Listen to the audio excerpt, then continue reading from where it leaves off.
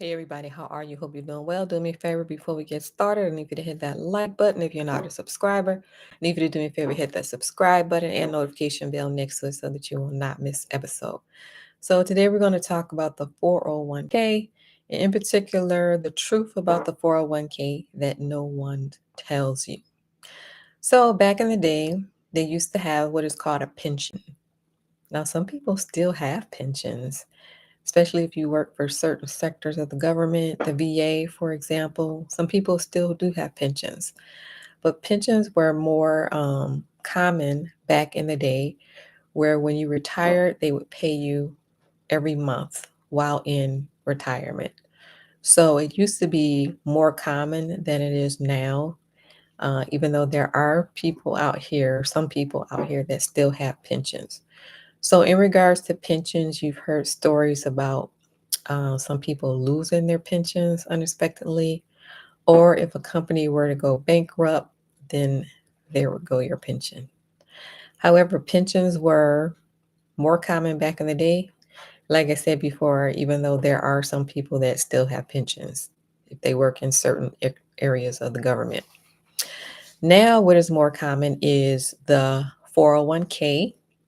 So, what happened was the employer got together with the government and Wall Street, and they came up with what is called the 401k. So, we're going to talk about the pros and the cons of the 401k. All right, so what are the pros of the 401k? The pros are that you will get a match depending on your company. Some companies have good matches, other companies not so good matches. So, say for example, you put a certain amount of money in, and then they will match that, which will essentially be free money.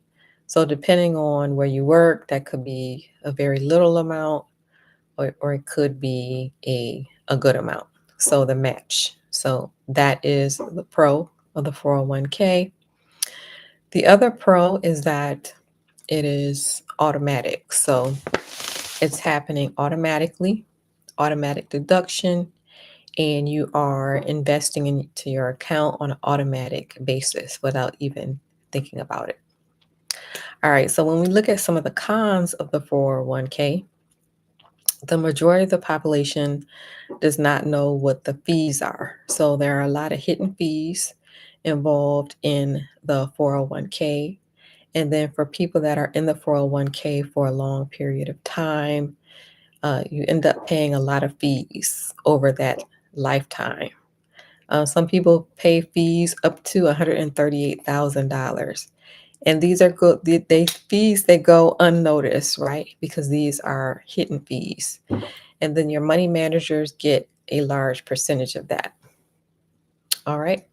So that's one of the cons. The majority of the population does not know what they are paying in hidden fees. Another con of the 401k is that when you withdraw too early, you do pay that penalty for taking your money out too early. All right. Another con is that you are not truly diversified. So all of your money is in one asset class, that being paper assets. So in order to be diversified, that would mean that your money would need to be in the different asset classes. So you have your paper assets, you have your real estate, you have your gold, and you have your business. So diversifying by putting your money into all the different asset classes instead of just one asset class, which is paper assets. So, all right. And then another con of the 401k is the traditional 401k is classified as ordinary income, meaning that when you retire and you are taking the money out and you're living off of this money now, you are being taxed. So no one knows what that tax rate is going to be when you retire. More than likely, it is going to be higher than what it is now. The calculation that they have now is anywhere from 10 to 37%. All right. As you know, Florida and Texas, they have no state income tax. But let's do a scenario. All right. So say you have been saving in this 401k your entire life because somebody taught you about investing. So you've been doing this your entire life. And say that I'm going to make up a number. Say that by the time you retire, this is the number that you have. And I just made up a number. All right. So now you're going to live off of this money now. All right. Only problem is that it's tax time. All right. So now that you're going to be withdrawing the money, now it's time to pay taxes. So let's say your rate is 22%. All right. So somebody tell me what is 22% of $500,000.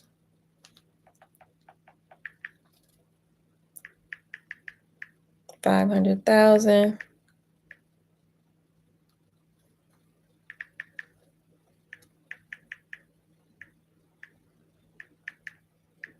Okay.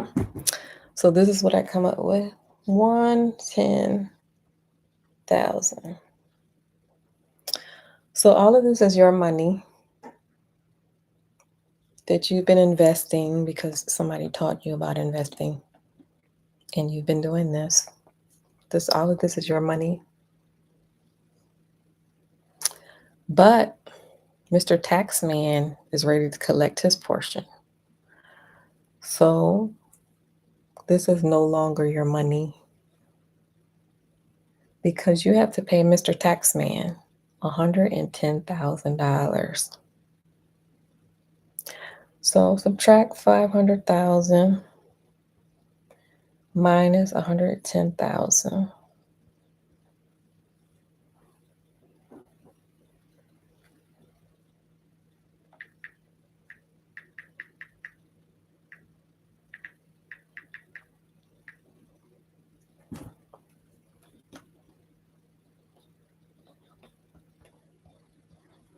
So this is what happens with your money when you have it in the 401k. All right, so more than likely, you're not going to take all of this out in one lump sum. You're going to be living off of it. So say you're going to take 55,000 a year. Multiply that by 22%. Going to pay about 11,000 in taxes. So in essence, you're going to have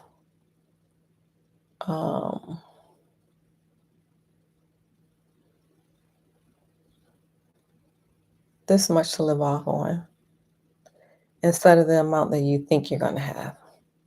So I guess that's what I'm saying. By retirement age, you're going to have less money to live off of than you think because most people are not factoring in that Mr. Taxman wants his money. All right, and that is the 401k for you. Taxes will be anywhere from 10 to 37%. You have this range. And then when you retire, more than likely, taxes are going to be higher than this. All right, taxes go up every year.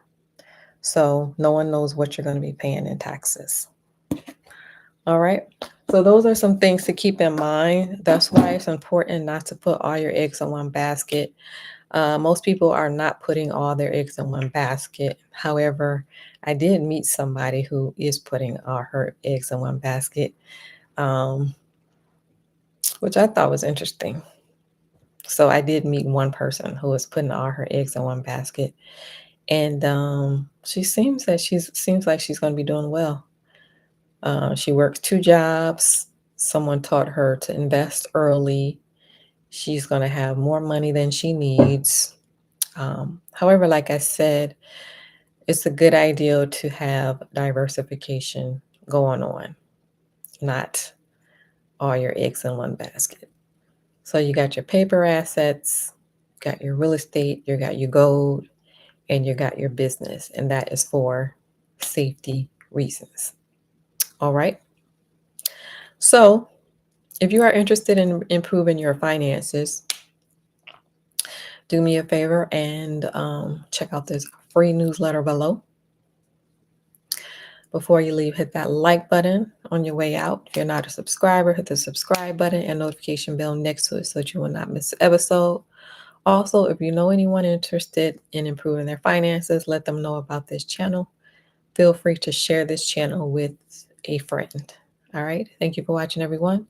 And don't forget, on your way out, hit that like button.